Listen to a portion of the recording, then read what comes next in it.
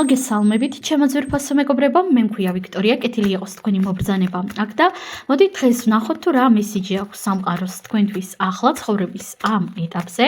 ნახეთ როგორი სიმბოლური გაშლა გვაქვს, იმიტომ რომ მარტო ორი ვარიანტი გვაქვს, შავი და თეთრი. და მოდით ახლა დავარიგებ ვარიანტებს და ვნახოთ აბა რა მესიჯი აქვს სამყაროს თქვენთვის ახლა ცხოვრების ამ ეტაპზე. პირველი ვარიანტი და მეორე ვარიანტი. არჩიეთ სასურველი, პირადი კონსულტაციის მსურველებმა მომწერეთ პირადში, თუ გჭირდებათ დააპაუზეთ მეგობრებო. ენერგიების დაბალანსების მიზნით ველოდები უკავშირს თქვენგან კომენტარების, ლაიქების სახით. და მოდით დავიწყოთ პირველი ვარიანტით, ხო?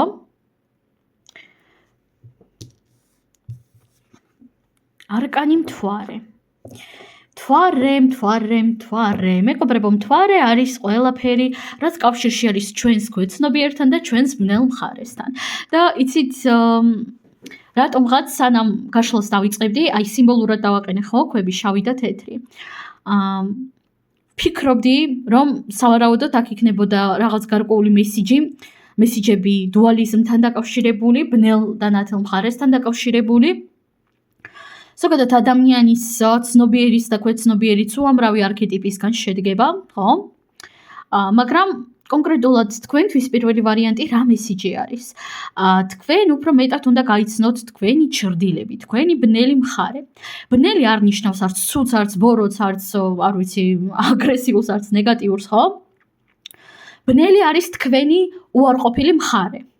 ვისაც სხვათა შორის ეს უფრო დაწვრილებით გაინტერესებთ ფსიქოლოგიური თვალსაზრისით, შეგიძლიათ კარლ იუნგს მიმართოთ, ხო? Google-შიც იქნება გარკვეული ინფორმაციები და წიგნებიც შეგიძლიათ შეიძინოთ, ვისაც ამის სურვილი გაქვთ. მაგრამ ნახეთ, აქ თქვენი მესიჯი არის ის, რომ უნდა შეიცნოთ და უფრო მეტად უნდა ჩაუღრმავდეთ თქვენს ბნელ მხარეს, განსაკუთრებით თქვენს შიშებსა და კომპლექსებს. იმიტომ რომ აი გავიმეორებ, ყოველი ჩვენი ქვეცნობიერიც და ჩვენი ცნობიერიც შედგება უამრავი არქეტიპისგან. და ნახეთ, პირველი ვარიანტი, თქვენ გაქვთ რაღაც ძალიან ბევრი შიშები და ეს შიშები არის საკმაოდ უაზრო. დიახ, პირდაპირ გეუბნებით, უაზრო შიშები არის, მაგრამ თქვენ ისინი უნდა შეისწავლოთ.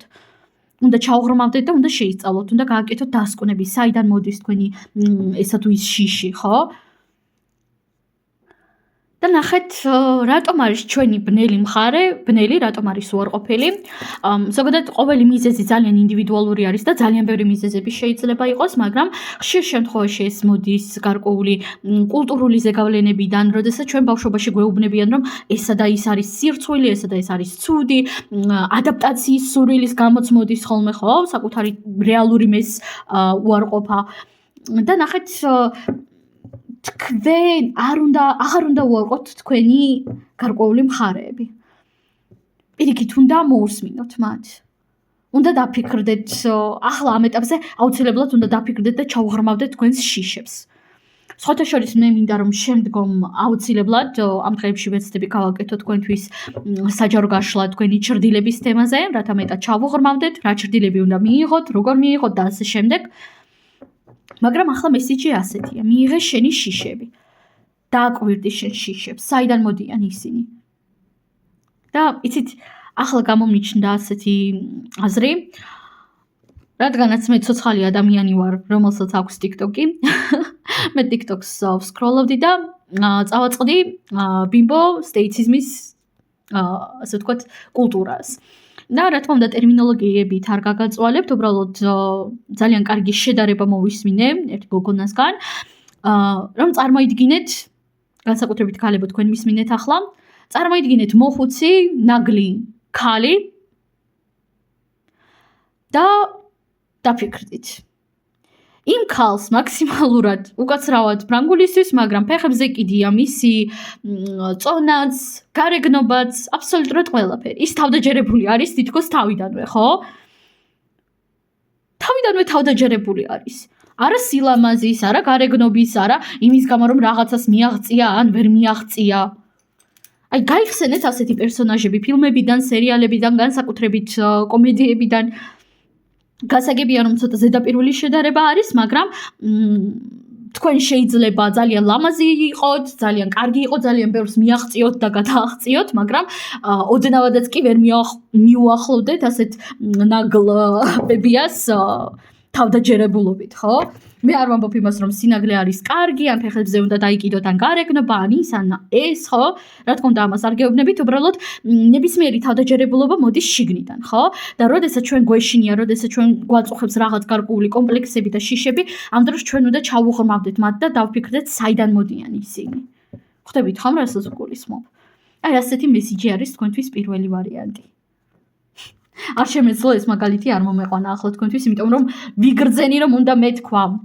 კარგით, მეორე ვარიანტზე გადავიდეთ ახლა. ალბათ ახლა ცნობიერს შევეხებით. პენტაკლების დედოფალი. რა თქმა უნდა, ვეხებით მატერიალურ ასპექტებს და არა ქვეცნობიერს და არა შინაგან სამყაროებს. საერთოდ არ გამიკვირდა, ვიცოდი, რომ ასეთი ტიპის საჯარო გაშლა გვექნებოდა, როგორც უკვე ზემოთ ვახსენე. და პენტაკლების დედოფალი რას გვეუბნება? პირველ რიგში თუ თქვენ ცხოვრების ამ ეტაპზე გაქვთ რაღაც გარკვეული ფინანსური პრობლემები კარიერაში, დამშვიდით, ეს პრობლემები აუცილებლად მოგვარდება ახლო მომავალში.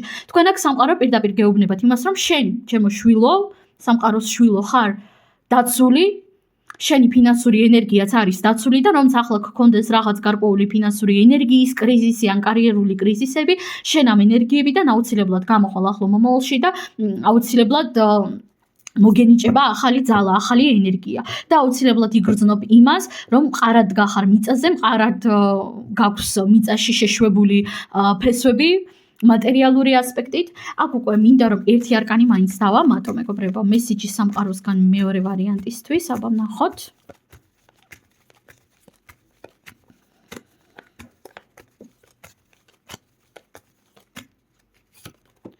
არკანი თასების დედოფალი. მეგობრებო, სასწაული არის პენტაკლების დედოფალი და თასების დედოფალი ამოგვივი და ორი დედოფალი ერთად. პირველ რიგში ქალბატონებო, მოგმართავთ თქვენ. თქვენთვისაც მსგავსი მესიჯი არის, როგორც პირველი ვარიანტის შემთხვევაში იყო, მაგრამ პირველი ვარიანტი თუ უნდა ჩაღრმავებულიყო თავის რაღაც საკუთარ შიშებში და ეძებნა საკუთარ თავში ეკექიალა რაღაც რაღაცეებში, თქვენც რა თქმა უნდა ეს არ გაწყენდათ არავითარ შემთხვევაში, მაგრამ თქვენთვის აქ ცოტა სხვანაირი მესიჯი არის, ქალბატონებო, მისმინეთ ახლა კარგად. თქვენ იმსახურებთ სიყვარულს, თქვენ იმსახურებთ ზრუნვას, თქვენ იმსახურებთ მატერიალურ კეთილდღეობას, თქვენ იმსახურებთ ბარაქას და თქვენ იმსახურებთ ფინანსურ კარიერულ წარმატებასა და კეთილდღეობას. იმსახურებთ. სულ ეს არის თქვენთვის მესიჯი. მამაკაცებო, რა თქმა უნდა თქვენთვისაც იგივე მესიჯი არის, უბრალოდ ქალბატონების შემთხვევაში ეს მესიჯი არის ბევრად უფრო ინტენსიური და ქალბატონებს რაც ეხება დავამატებ იმას, რომ თქვენ აქ სამყარო გთხოვთ იმას, რომ მასთან უფრო მჭიდრო კავშირი დაამყაროთ.